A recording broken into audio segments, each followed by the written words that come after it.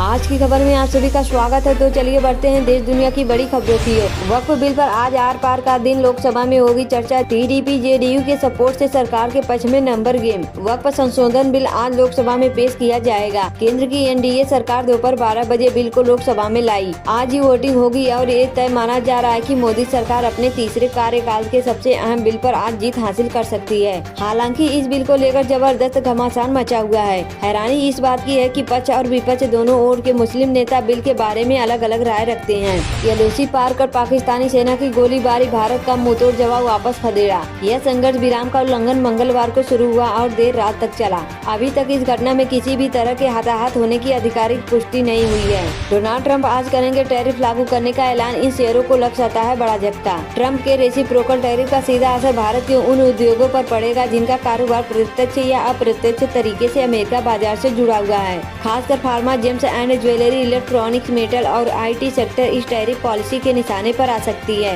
भाजपा कांग्रेस एकजुट, मोहम्मद यूनुस के बयान पर उबाल, केंद्र से मुंहतोड़ जवाब की मांग। त्रिपुरा में सरकार और अपोजिशन पार्टियां एक साथ आकर केंद्र सरकार से गुजारिश कर रही हैं कि बांग्लादेश की कार्यवाहक सरकार से सलाहकार मोहम्मद यूनुस के बयान पर सख्त जवाब दिया जाए। सपा नेता ने यूपी के डिप्टी सीएम ब्रजेश पाठक को दिया ऐसा गिफ्ट, सोशल मीडिया पर हो गया वायरल। लखनऊ में आयोजित एक कार्यक्रम में भरे मंच पर समाजवादी पार्टी के प्रवक्ता दीपक रंजन ने उत्तर प्रदेश के उप मुख्यमंत्री ब्रजेश पाठक को प्रतीकात्मक रूप से नीला ड्रम भेंट किया। इस दौरान कई बड़े नेता और कवि मौके पर मौजूद रहे। मणिकरण में मरने वाले 3 छात्र हिसार में पढ़ते थे। 17 स्टूडेंट का टूर गया था, परिवार के मना करने के बावजूद चले गए। मणिकरण हादसे के बाद जागा वन विभाग सड़क के किनारे से 9 सूखे पेड़ काटे, 6 लोगों की गई थी जान। मुजफ्फरनगर से मेरठ ईद मिलने आए युवक ने युवती को उठाया, जंगल ले जाकर किया गैंगरेप, 4 लोग गिरफ्तार। मेरठ के सरधना थाना क्षेत्र में महिला से सामूहिक दुष्कर्म का मामला सामने आया है।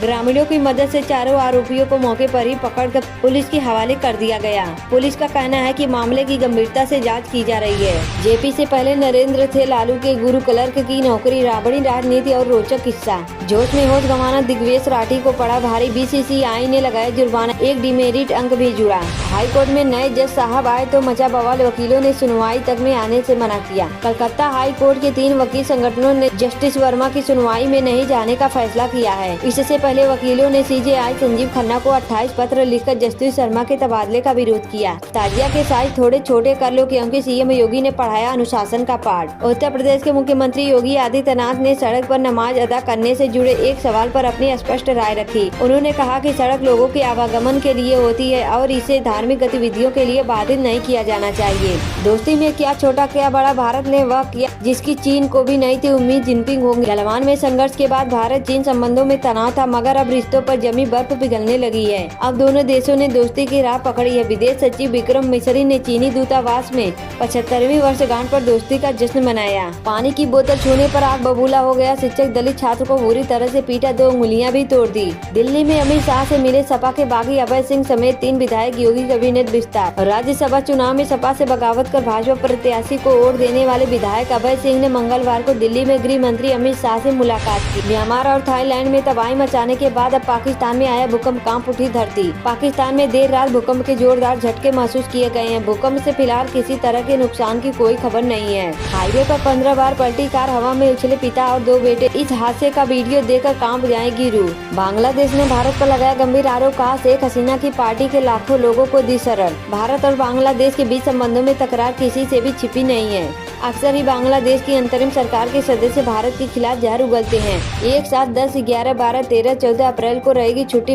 राजस्थान में अप्रैल माह में लगातार 5 दिनों तक छुट्टी रहने की वजह से सरकारी कार्यालय और स्कूल बंद। पाकिस्तान में आतंक के खिलाफ लड़ाई, 3 महीने में टूटा आतंकियों के खात्मे का 12 साल का रिकॉर्ड। पाकिस्तान में आतंकवाद का एक बेहद ही गंभीर समस्या है जो बढ़ती ही जा रही है। ऐसे में आतंक के खिलाफ सेना ने अपनी लड़ाई तेज कर दी है। कुछ ऐसा कर दिखाया है जो 12 साल में पहली बार हुआ है। चिकन नेक का समाधान बांग्लादेश के टुकड़ों से होगा, बीजेपी कांग्रेस नेताओं ने दिया ये सुझाव। यूपी बुलडोजर एक्शन पर सुप्रीम कोर्ट का कड़ा फैसला, सरकार पर 60 लाख का जुर्माना। राजस्थान के शिविर में आधी रात मचा बवाल, हमले में 2 SHO सहित 11 पुलिसकर्मी घायल, 3 गाड़ियों में जमकर तोड़फोड़। प्रधानमंत्री पद की दावेदारी को लेकर सीएम योगी के इशारे से राजनीतिक हलचल हुई तेज, कहा मैं योगी हूँ। पति के सामने मौत के आगोश में समा रही थी पत्नी, बचाने की कोशिश में दोनों की गई जान। झारखंड में आज से बदलेगा मौसम, आंधी तूफान और वज्रपात का ऑरेंज अलर्ट, कब से होगी बारिश।